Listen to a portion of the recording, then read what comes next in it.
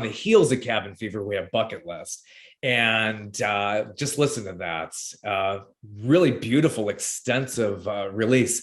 Was that done in studio, or how did you put this one together? No, this was a pandemic baby. None of us were in the same room at the same time, and Sending I again. think it's a tribute to the skill of the musicians, and the fact that I can actually play to a click, and the engineer. Yeah, that's the magic.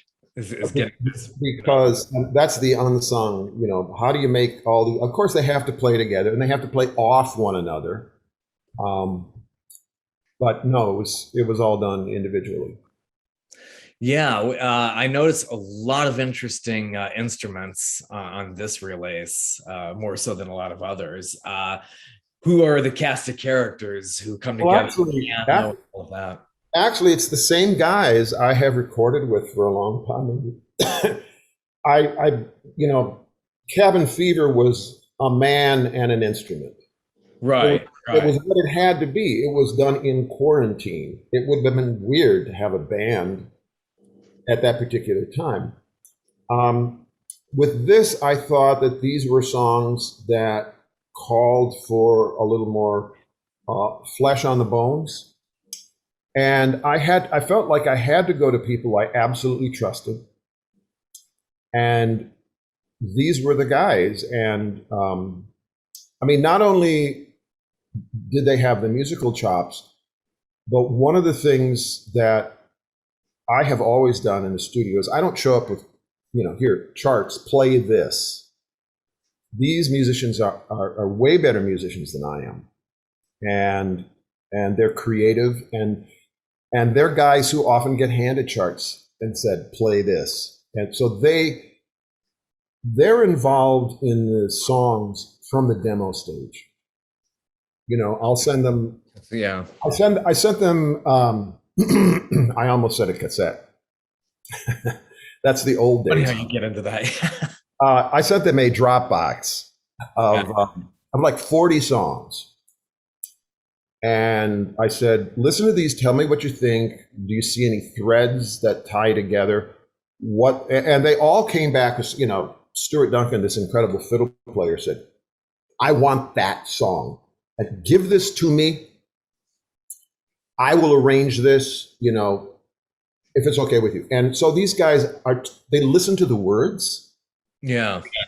which is strangely enough unusual in the world of studio music, because it's usually you see your chart, you see what you're supposed to play, and you play it. But these guys know the songs, they know the lyrics. We have arguments about the songs. Like the engineer said, "This song, The Other, I don't think I like it. I don't get it."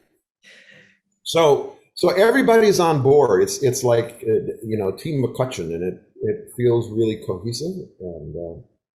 And I love what they have done, and the fact that it sounds somewhat different, I think, is because we didn't have any percussion. We didn't have a lead guitar player.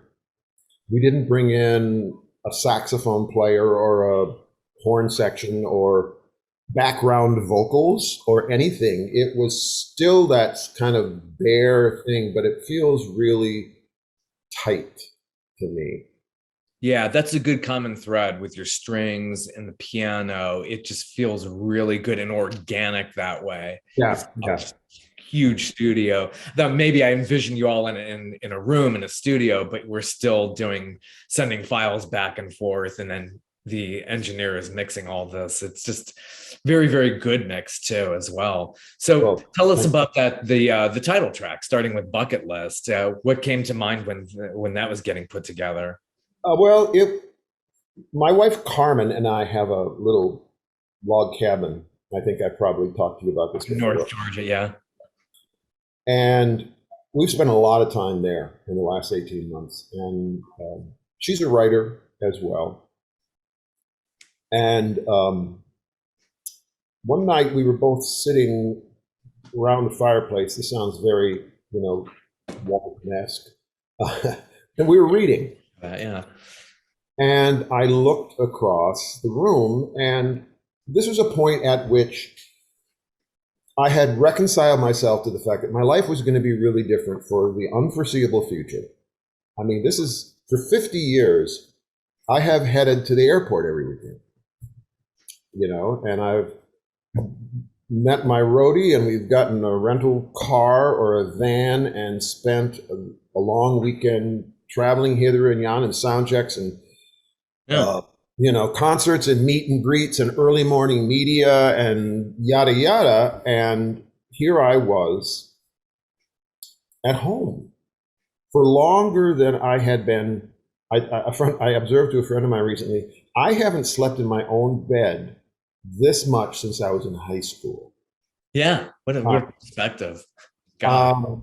and I looked across the room and I saw her, and I thought, I've done some amazing things in my life. I mean, I got pretty sick about 5, 6 years ago. And I remember thinking, well, if this is it, I've had an unbelievable life. Mm-hmm. Yeah. Oh, I've, absolutely. All the things you've done. all the places I've gotten to You've gone. go. And the thing about playing folk music is it's everywhere. Yeah.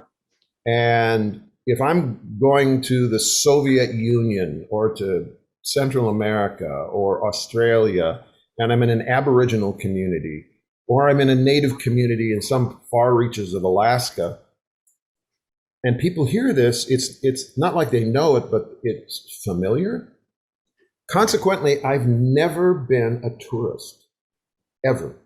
Because you're doing your job. How much did you? I mean, you Well, see. even when I'm a tourist, my ears are there was this little island in the Caribbean, which is a part of Grenada, and within a day, I found this traditional fiddle player, old black man, who's a primitive artist who plays in this band for dances, and the band is a fiddle, a tambourine, a double-headed drum, and a triangle. That's the band. And suddenly I take out my guitar and I'm doing background guitar, and he's going, "Oh my God, what's that?" So every night it was to a different party. So, I mean, that's how it happens when you play. When everything that I do, all my writing is really informed by a lifetime of studying traditional Southern music. And so it kind of comes out in unexpected ways. I mean, in this album, the song Moonshiner, for instance, Yeah. Great track. Yes. sounds like it could have been on a field recording place. Yeah. Anyway, so bucket list. I looked across the room and I thought, I've done some amazing things in my life, but the great adventure is right here. Yeah, I mean, the You've really been through Stonehenge and Alaska, Senegal. I yeah. listen. That's fascinating. The Wailing Wall, which I've never. I need to get. Well, actually, about half the things are things I have actually done. The other half, because I never actually had a bucket list. I didn't say I want to do this. So I thought to fill out the song, I ought to have some stuff I haven't done too. So I have not been to the Wailing Wall. Okay. Now I have a bucket list. But the point of it was all these amazing things that you look outward. And that's a lot of what I think is a thread among these songs. I mean, Be Still, the next cut, is a perfect example of that. The internal life that is not separate from your external life. In fact, it is the foundation of that. So that's where Bucket List came from. And it just tumbled out. It was probably the easiest song on the album to write. Yeah, but it's a nice problem to have, is have a vault of so many songs just written and demoed, and just like, how now do I whittle this down? Great problem to have. I mean, most artists have these writer blocks, and they can't really conjure up enough to get an album out. Well, it's interesting because I was thinking the other day that these big milestones in our times, which seem to either call for songs or disable writers, like post 9/11. Yeah. You were either writing more than you'd ever written, or you were completely immobilized. You just didn't know what to do. And I was in the former camp. I wrote tons and tons of stuff. When I got sick, I wrote tons and tons. I wrote about my diagnosis, for God's sake. During the pandemic, I had to force myself to stop writing just because I had to step back and organize everything. My engineer thinks that I'm going to be like Tupac or something. There'll be albums coming out long after I'm dead. They're going to dig into your vault. I guess you have your engineer designated to do that. Or Prince, Somebody had it in a contract recently saying, I don't want anything released after I'm gone. It's like, I don't need you messing with my catalog. Well, and you hear that about writers. People who say to their lover or their brother or somebody, I want you to burn everything. And you just think, okay, if someone said that to me, would I do it? And oftentimes they don't. And this is where we get, I don't know, Wuthering Heights or something. Yeah, you never know what kind of gold is in there. If you're being too critical, then that's not serving everybody posthumously. I think it's a good idea to have a vault. Well, and the trick is to not leave your stuff sitting in there. Because for me, that's the interesting thing about these albums that have been done during the pandemic is I haven't had a chance to road test any of these things. True, too. And that is a really critical element in my writing process, because a lot of times I don't know. It seems like this will work, but until someone says, "Oh yeah," or "Oh no," I'm missing a piece of the story, or that's not the right terminology, or let me give you another way to think about it. It's a conversation, and I felt like it was missing an important element. So. I mean, a week from today is my first live gig. And I'm really excited to take these songs out there. And it'll be a festival. I'll have 4 sets, an opportunity to get out there and just throw everything at them. And at some point, everybody's going to say, oh, for God's sake, John, sing us some of your old stuff. If we go to a Springsteen concert and don't hear Born to Run, Exactly. Yeah. They got to hear the hits. Otherwise, it's just like they didn't get their money's worth. That's a problem that legacy artists seem to have. It's like, oh God, I got to do this for the millionth time. I always wonder how that feels to an artist who's like, have to be the staple. Well, I remember once being at a festival and singing before I sang my song "Christmas in the Trenches," which is inarguably my best known song. And I said, I'd like to do a medley of my hit. And I came off stage and Loudon Wainwright and Arlo Guthrie were on the same show. And they're both waiting for me at the bottom of the stair. And they grab me and say, don't you ever say that. And Loudon says, how'd you like to have to sing Dead Skunk in the Middle of the Road every night? And Arlo said, how'd you like to have a hit that's 25 minutes long? He can't slice that down live. Oh, there's half your set, And everybody wants to hear it, Yeah. It's the real serious hardcore fans like, oh gosh, we got to go through this again. Can't you bring out a rarity? The rest of the audience is like falling asleep. Well, you just got to do what Bruce does, play for 4 hours. That's always been a solution. Yeah. Anyway. Very good. So this new release, I love the song called The Other.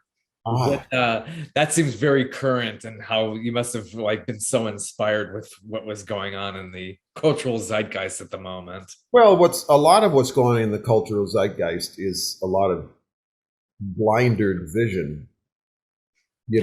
Part of what The Other does is strip humanity and create caricatures, and you see everybody doing it.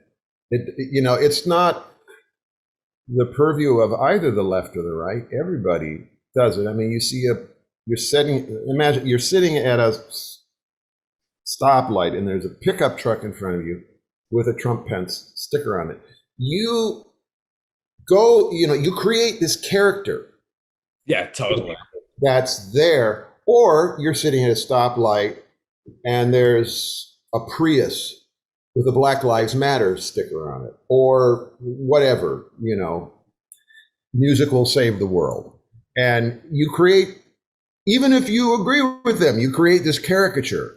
So it's something that I just felt needed to be brought out in the open and hopefully make people say, oh, yeah.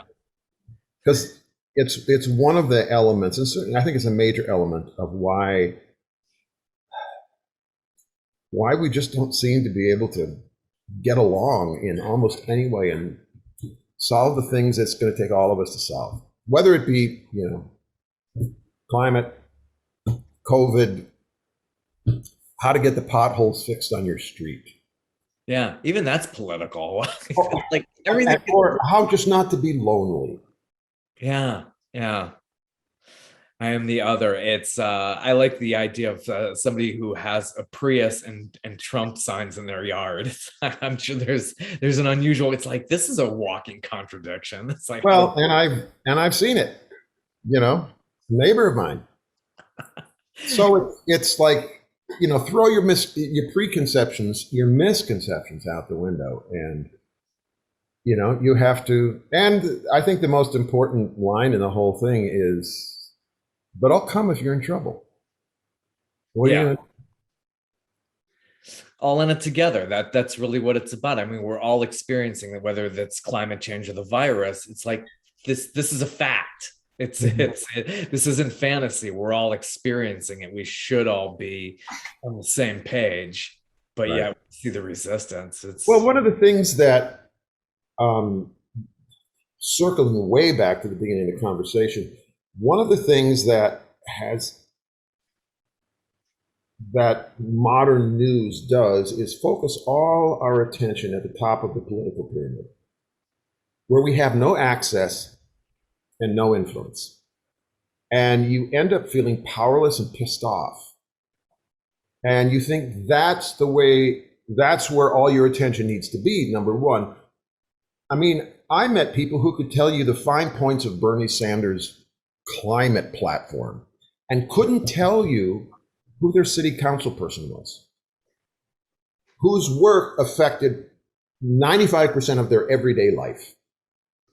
Totally, yeah. It's government's closest to you. That's what affects you every single day. Yeah. So I want to have a neighborhood block party with everybody, because that's the building block of democracy. Yeah. And the ability to care about things and act on things that have no direct benefit to you personally. That's when you're willing to stick your neck out. Everybody wants to know now, what does this have to do with you? It doesn't have to have direct effect on me, but if it makes our neighborhood safer. Yeah.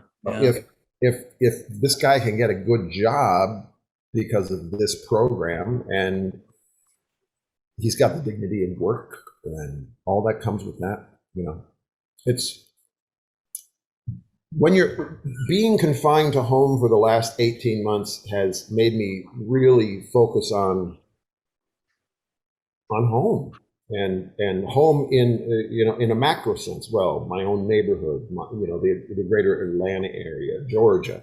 Whereas, when you're world hopping all over the place, it's easy to forget that. So did most of this get written when you were up in the cabin, or a little of both, or over in Smoke Rise, or 50-50? Well, the songs actually, if you go to the link, and I'm assuming you have the download version, right? Yes. And there's a at the bottom of every lyric, and I think it's on there, but certainly on the, if you follow the link to the website, there is a date and a place for every single song. Okay. So I don't know, the cabin is a place that is a sacred writing spot. Okay. No matter, every day when I'm up there, I know that I'm going to do my morning routine and then go out to the porch, sit in the rocker there, and wait for something to happen. And it always does. It's a really pregnant place. But sometimes I have to come back to Smoke Rise for extended periods of time, and I just continue writing here because the momentum is Sure, is sure. there, and it's been clear to me that this is when I don't have to be distracted by the other parts of my work, like all this stuff that I have to tour with. Um, it's clear that I can get a lot more writing done, and so I think it's revealed to me that this is what my job is. I used to think my job was going out and giving concerts, and I love that, and I'm anxious to get out there, and I'm eager, not anxious, eager. I guess a little anxious too. Yeah. I'm eager to get out there and do that again and feel that kind of buzz that happens when there's a community for a couple hours a night. Oh, But I feel like when I'm not able to do that anymore, or when I don't want to do that anymore, or when nobody wants me to do it anymore, I still have this job. And, it's in an age when the delivery system is so wacky. I mean, I know. why Like, put out, do it. this is the big discussion among musicians now. Why put out albums? Yeah, I'm hearing more and more either EPs or singles these days. And I'm sorry, I'm an old fart, and I remember, and you do too, I'm sure, not that you're an old fart. Yeah. You know, those times when you'd get an album and you get together with your friends and you just sit down and you listen to it. Oh yeah, absolutely. It's a whole theme. It's yeah. It's a place. And even today, in the world of CDs, where you're in your car, you're doing your dishes, you're cleaning your house, and that's how you're listening to it. There's a song that you discover. Everybody's had this. That is never going to be on the radio. Right, right. It's never going to be a hit. You know that. The writer knows it. The record company knows it. But it becomes this precious thing to you. Yeah. And so it gives me freedom too to know that there are songs out there like The Hinge that was, just proof to me that I can write about anything. Yeah, The Hinge is great. It's an ode to getting older in a sense, and some really nice sound effects. I'm sure. But it was one of those songs that I thought, well, I should write this, or good heavens, any number of songs. Atonement. I don't know that that's going to get any airplay, but it's about forgiveness. It's about, we all want the white supremacists to reform. Are we going to let them? Or are they going to be branded as this for the rest of their lives, no matter what they do or think or feel? So, I thought it was an important story to tell. And it was like, I could have arguments with my record company about it if I had a record company. And that's the great freedom of what we have now. Don't have to deal with the A&R guy or gal these days. Somebody's like, well, this isn't going to get played. And you have to craft your music to what they want. It's like, wait a minute, is my name on the record here? Well, yeah, you've obviously listened into some of those conversations. But luckily, in this kind of music, this sliver of the music world, if you had an album that did really well, the record company, because, I was on Rounder. They were, if it wasn't for Alison Krauss and George Thorogood and an isolated album here and there, luckily a couple of them were mine, they couldn't do weird stuff that they knew weren't going to sell. And that's why I loved being with them. They knew that being a record company was more than about just making money. Having the freedom to do it. This is interesting. Bucket List. I was just looking at the album cover here. What inspires this? This is a great album cover. I love this.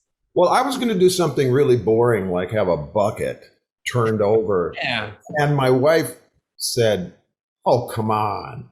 And then she started just sending me photographs, and I saw this one and I said, "Oh yeah. Oh yeah." Yeah. It's fun. You look at it. Let me pull it out here so I can look at it. I mean, Yeah. you look at it and you not only want to know that old lady, you want to be that old lady. Yeah. Yeah. It's like this is, Is that just a public domain type photograph or? yeah, yeah. I mean, we looked and looked and looked and looked to find out who actually took it, and there's credits nowhere. Amazing. Man, I just Yeah. love that. I love the composition. You have a good negative space to put your title there. And Oh, my designer made people disappear. it's a real craft. I kind of mess around on Photoshop a little bit because I'm a video editor and producer by trade, but I mess around with all the programs. And yeah, you could do so much these days. Yeah. Yeah. I love that font. That's Yeah. really great. Cool. That gets people's eyes, and we can get this at folkmusic.com. That's where you could order this. Yep. And And well, you can get it from Amazon and all the others, yeah. all the other places. But if you want to really help an artist, go to their site. You got that domain like probably ages ago before anybody could even take that. I can take no credit. It was the mid '90s, and there was a friend of mine up in Baltimore who said, you really need to get a web page. And I have a son who, from the earliest age, just fell into the rabbit hole of the internet. And I just said to my friend, I don't think I want to do anything to encourage people sitting in front of computer screens.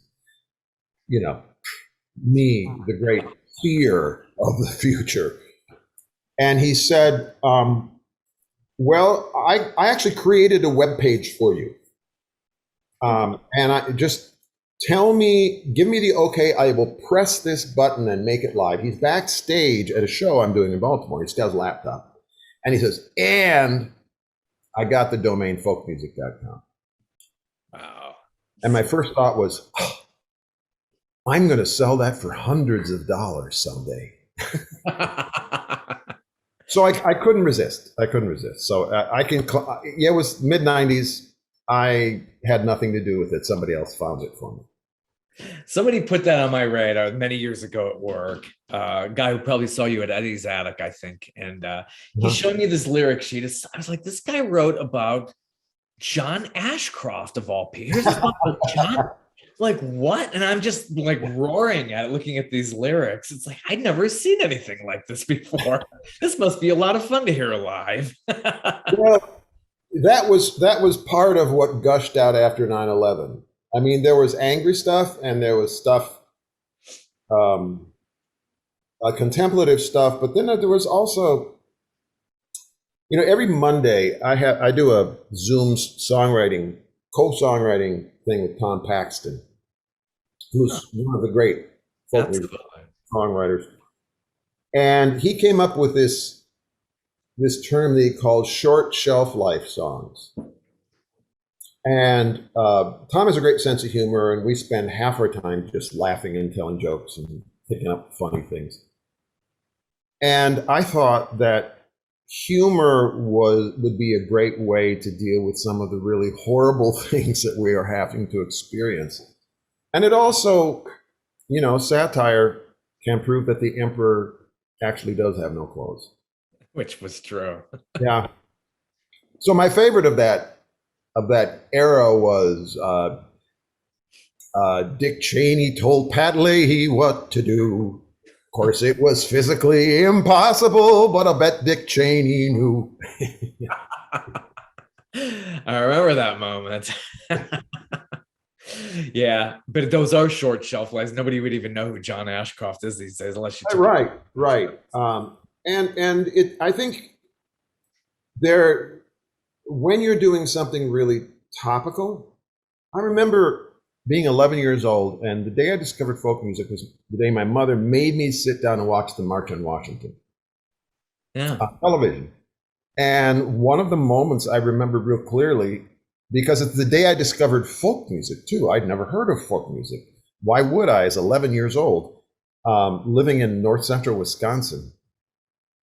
And here was, Joan Baez and Peter, Paul, and Mary and all these people. But Bob Dylan came out and sang Only a Pawn in Their Game. And if you don't know that song, you should listen to it. It's about the death of Medgar Evers, but it's about so much more than that.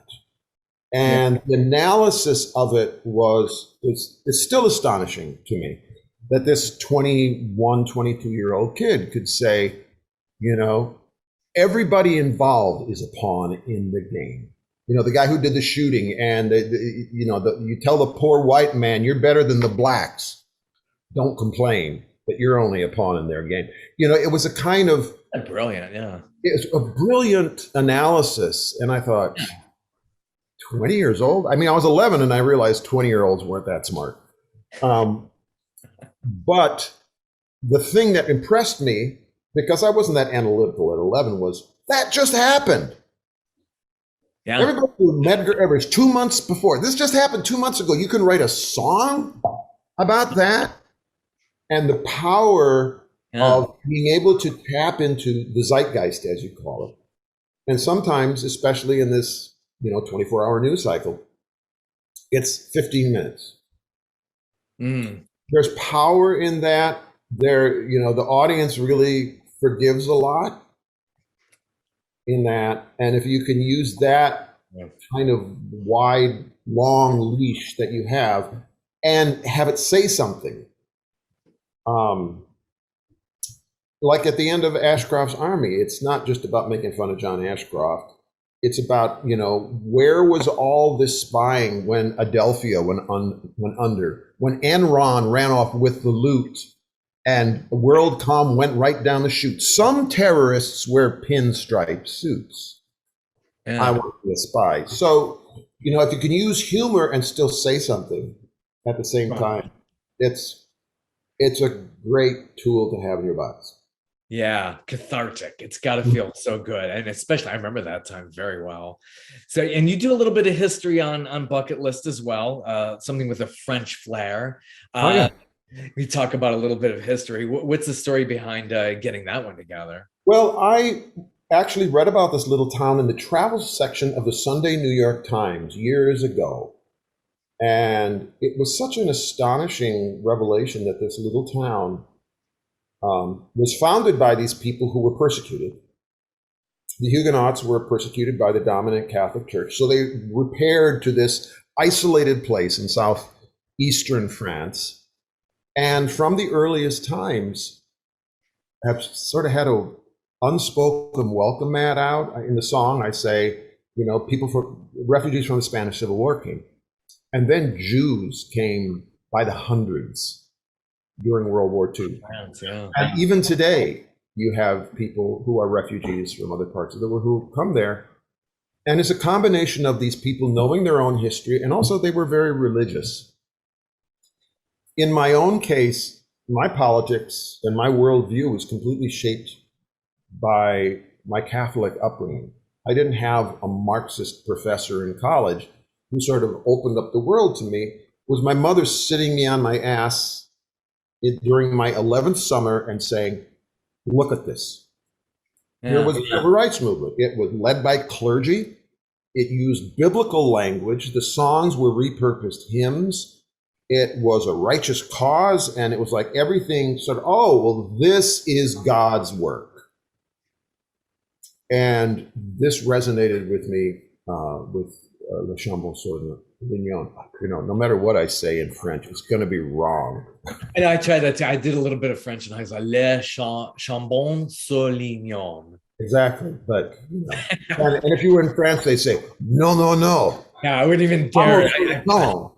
But, what the hell are you talking about? I've been in France, but I didn't go in the tourist season. I think they were a whole lot nicer in February of that year than you would in July. So why are you here? It's cold. Exactly. It was beautiful, though. Beautiful. And really, honestly, no tourists around, and you could really enjoy all the sites and museums. Gosh, totally rich in that. So I did a deep dive into this at one point. A friend of mine was doing a radio show and he referenced it. And then I found a fellow who had been a Jewish refugee as a child, named Pierre Sauvage. And he did a film And so I wrote to him, and he and I corresponded. He gave me feedback on the song. Just, especially when you're dealing with something that has specific stuff and it's not your culture. It's like the song before that on the album, Medicine Game. I was really helped in this song by an old Lakota friend of mine who really said, no, this, you're not pronouncing this right. The nations need to be in this certain order because that's the way they're always talked about. It's the way the wampum belt is configured. And it's not Hiawatha, it's Ioente. We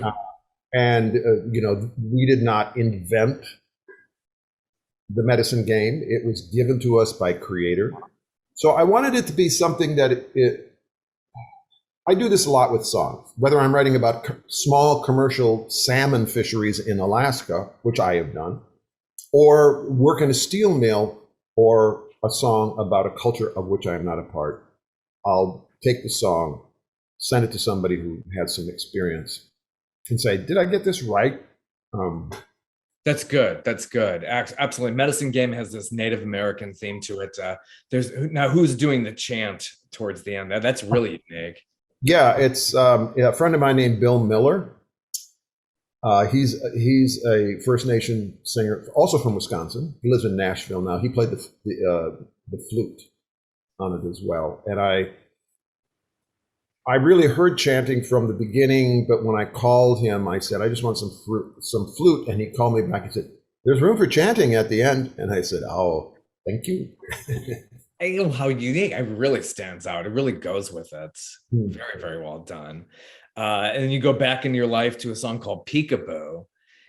Just a cutesy thing. That's you have a lot of fun on here, which is it breaks that up too. I read this essay from this Middle Eastern poet who talked about how often games we play with very young children involve fear. And I thought, oh wow, peekaboo is really that. I mean, the first thing you learn in a child psychology class, which I took a child psychology class when I was in college, is the principle of permanence. That as a baby, when your mother walks out of the room, she's gone. She's gone and she's never coming back. And the whole peekaboo thing was like, and that you laugh in joy and relief.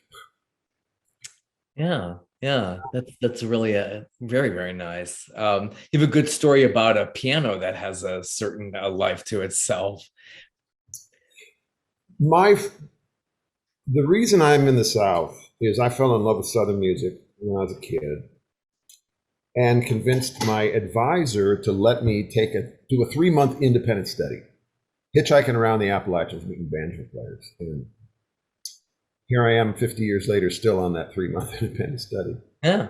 And one of my first stops was the Highlander Center in East Tennessee. And it's, I don't know if you know anything about Highlander, but it's... I remember you told me about that, yeah.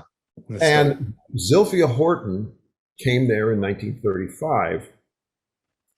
She went there to attend a workshop. She fell in love with the place. She fell in love with the founder. They married. And she is, in 1947, she was the cultural director there. And she did plays and she did a lot of music. She was a concert quality pianist. And she learned to play the accordion because it was more portable than the piano. But her piano has sat at Highlander for, 90 years. And I have been doing it. Highlander was my first stop. I was invited to its 40th anniversary, I think, celebration in 1972. And I began a relationship with the place there, and I've done my songwriting camps there every year. And this piano has been something that we've used, and it was in really rough shape. I mean, it's been sitting in a major meeting room. There's no cover for it. You can see Coke stains on the top of it, and people have written things, without putting a pad underneath it, and then the piano bears a very particular history, and so the alums of all my songwriting camps, we decided as a gift to Highlander that we wanted to rebuild it, and so we did. And this is a song I wrote for the reinstallation of the piano. Back to Highlander. So it's a particular instrument. It's the first instrument that ever played "We Shall Overcome." It's in the song there. It has this journey from Cincinnati to Mount Eagle, Tennessee. It just you just picture this, going through so much. And it's something that we know that because of the extent of the rebuild that we did, that it's good for another 100 years. Yeah, they really last, don't they? I mean, if you take care of it, it will take care of you. It's that kind of thing with a piano. Yeah. And probably all your instruments, I'm sure, as well. Your dulcimer, I'm sure you've had for ages as well. Well, you want to take care of your tools. There was a neighbor of mine who when I had a farm down in Southwest Virginia for many years, I would go visit him, and he would have his shovels. After he would use it, he would clean them and then he would grease them. And you'd go in there and you just think, this guy's great grandchildren are going to be able to use that tool because he took care of it and he showed you how to take care of it. Now I'm looking at all my instruments and thinking, well, okay, there'll be a time when I'm not here and I want these instruments to be used. I don't want them to go to a museum, which I'm not important enough that they would do that. So I'm devising a plan right now to give my instruments, after my family has picked what they want, away to deserving young people, because I know from having gone through that journey that when you're young and starting out and you need a good instrument, you have to pay full fare. Yeah. When you're an old dog like me, instrument builders are coming up to me and say, will you play my instrument? I'll give it to you. And it's the world turned upside down. So hopefully some of these great instruments that I've accumulated over my life are going to continue to be used. And that's, no matter what you are, whether you're a writer, a vlogger, or a musician or a carpenter, you just want to be useful for as long as you can be. And have your tools be used. Completely. That's really, really cool. One other song that really comes to mind is Ghost Town. Is there a particular town, or is this just something that just conjured up? I was contemplating how after my father died back in 2014, that was my last link to my hometown. Yeah, it always is, isn't it? Yeah. And I mean, my stepmother lives there, but that's the last blood relative. I mean, my father was my last blood relative to this town, and I realized, wow, it's kind of a ghost town now. I mean, I'll come back. I've got old friends, and there's a really great bookstore there that a friend of mine owns. But no, it was a contemplation of the changes that happen after your last living relative dies in your hometown. Yeah, it seems very introspective then, and you got to get that down on paper, and you're making songs and celebrating the fact that I could look back, but I'm also looking forward as well. Well, so many of the songs in this album are the product of having the time to cogitate about those things that actually happened years before. My father died in 2014. The whole subject of the song Moonshiner, for instance, was something I heard in the mid-1970s.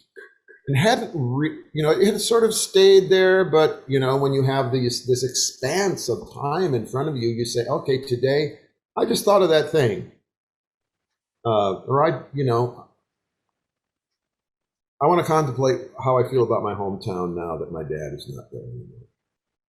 So this has been a really rich time for me. Just, I can't help but lament all the terrible things that people have gone through. But for me, it's been a revelation. And it was exciting. It's exciting every time I sit down to write.